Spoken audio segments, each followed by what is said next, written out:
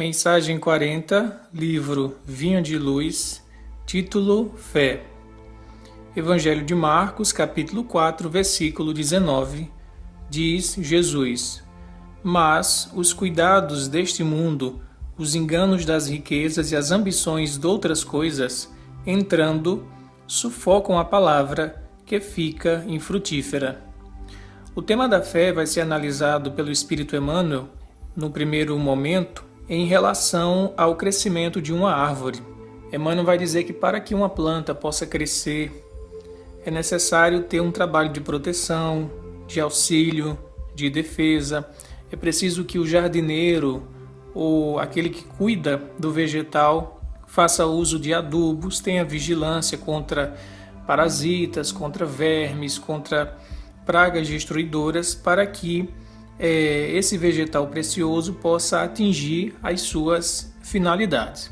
E no campo da fé, nós também precisamos ter esse mesmo cuidado, esse mesmo zelo, essa mesma atenção que um jardineiro amoroso tem para com as suas plantas, para que a nossa fé, que ainda é muito pequenininha, é muito frágil, ganhe robustez e se transforme de fato numa árvore frondosa que possa abrigar outros companheiros.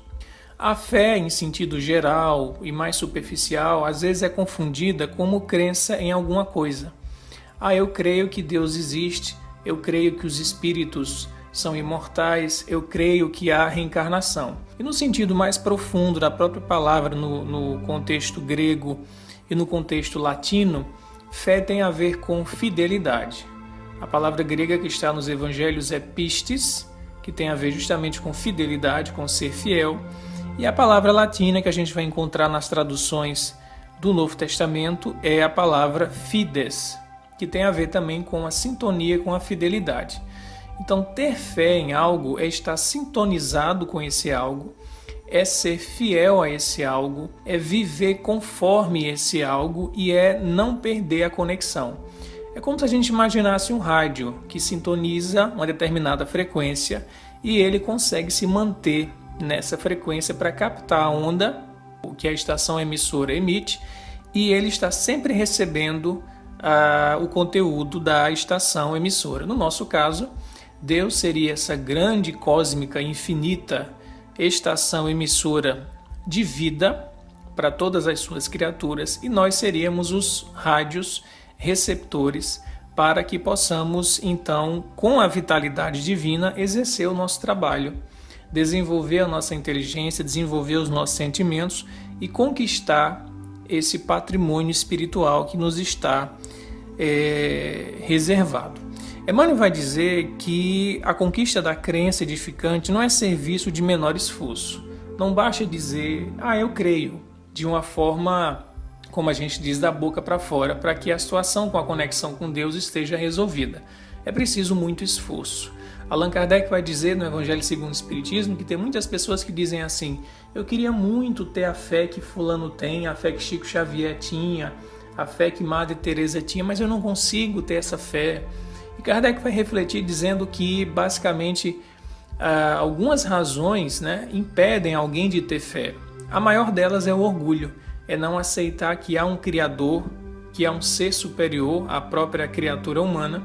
Em outras situações, há caso mesmo de preguiça, de a pessoa até ver os fenômenos espirituais, até ter um raciocínio mais aprimorado e perceber que no universo há um conjunto de leis, que há uma harmonia, que tem que haver uma inteligência superior, mas a pessoa não trata aquilo com a devida seriedade e não quer assumir um compromisso, porque assumir esse compromisso de que há um ser criador, de que o universo é um sistema organizado, um sistema que tem uma autorregulação para o bem e que todos dependem de todos, é você ter uma mudança de postura de vida. E muitas pessoas não querem sair da sua vida cômoda, egoísta e tradicional. Então Kardec vai analisar isso no Evangelho segundo o Espiritismo, a questão da fé que não se transfere para outra pessoa, não há transfusão de fé. E Emmanuel diz a mesma coisa no seu texto, no livro Vinho de Luz. Ele diz o seguinte: a maioria das pessoas admite que a fé constitua milagrosa auréola doada a alguns espíritos privilegiados pelo favor divino. Ora, se assim fosse, Deus seria injusto. E nós aprendemos no Espiritismo que Deus é soberanamente justo e bom. É um dos atributos que Allan Kardec escreve no Livro dos Espíritos em relação a Deus, o de ser soberanamente justo e bom, além de ser eterno, imutável e imaterial. Então, se Deus é soberanamente justo e bom, ele não poderia dispensar de uma forma gratuita, né, uma espécie de graça especial a algumas pessoas a virtude da fé e privar outras pessoas de ter essa virtude, porque essa virtude só faz bem. Kardec fala também no Evangelho segundo o Espiritismo que há a fé humana e a fé divina. E a fé humana nos auxilia e é a grande mola de força de vontade para a gente superar os nossos compromissos e os nossos obstáculos materiais.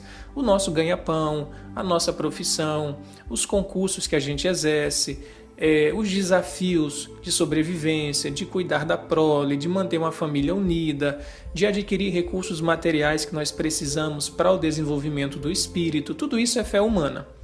E ela é muito boa. E há um ditado popular que diz, né? Andar com fé eu vou, porque a fé não costuma falhar.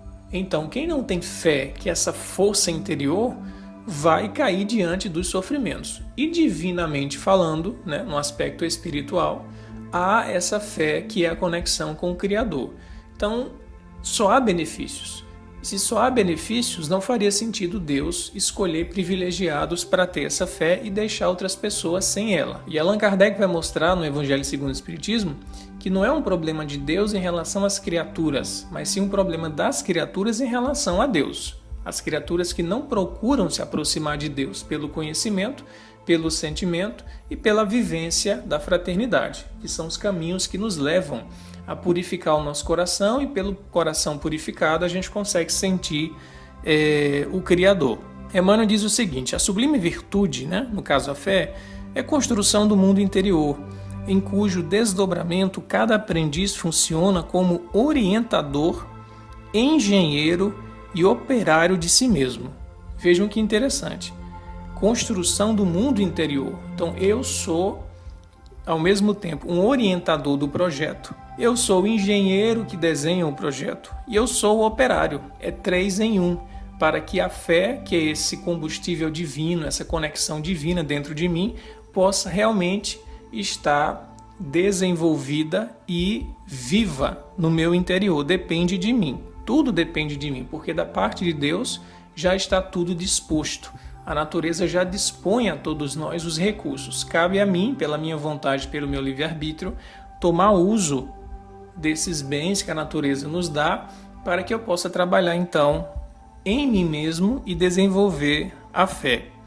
E como Jesus disse na citação que nós trouxemos aqui junto com Emmanuel de Marcos, há alguns obstáculos para que essa árvore, né, na simbologia do Emmanuel, cresça, para que essa planta da fé ganhe altura, ganhe robustez e ganhe frutos. Quais são esses obstáculos? O Emmanuel vai dizer: excessivas ansiedades terrestres, em parceria com enganos e ambições inferiores, acabam por torturar o campo íntimo à maneira de vermes e malfeitores atacando a obra. Então, se nós formos pessoas muito preocupadas com as questões materiais, se o nosso olhar só se volta para atender ao imediatismo, as nossas ambições inferiores, de satisfação de desejos, de posse, de cobiça, de usufruir prazeres materiais, a fé não vai crescer. Porque tudo isso, como Emmanuel diz, é, na verdade, verme e malfeitor atacando o crescimento da planta da fé, ou da árvore da fé. Não há como entrar em sintonia com Deus se a minha visão, se a minha vibração está aqui no terra a terra. Eu tenho que mudar a sintonia do meu rádio para uma estação mais alta para que a minha frequência atinja as frequências divinas. Se eu só vibro e só tenho interesse em coisas materiais, como é que eu vou alcançar a Deus? Não tem como. É uma questão até, a gente fazendo analogia com a física, né? Não tem como você entrar em sintonia com a estação superior se você só vibra numa frequência baixa, né? Então é preciso realmente se guardar e se precaver desses vermes. E Emmanuel vai dizer, já no final do seu texto, que o coração humano é receptivo tanto quanto a terra. Então todos nós temos no nosso interior esse campo de trabalho, de cultivo para dar frutos para as virtudes e para a vivência do amor.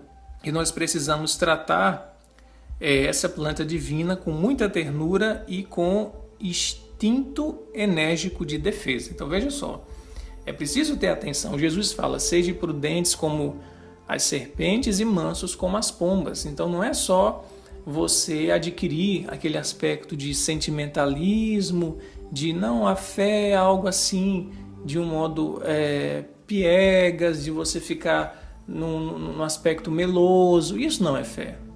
Fé é força, fé é vontade, fé é determinação, fé é eleger uma meta e trabalhar por essa meta. Por isso que Emmanuel fala, instinto enérgico de defesa, porque vão vir salteadores, vão vir vermes, vão vir malfeitores. O nosso mundo de provas e expiações é caracterizado pela predominância do mal.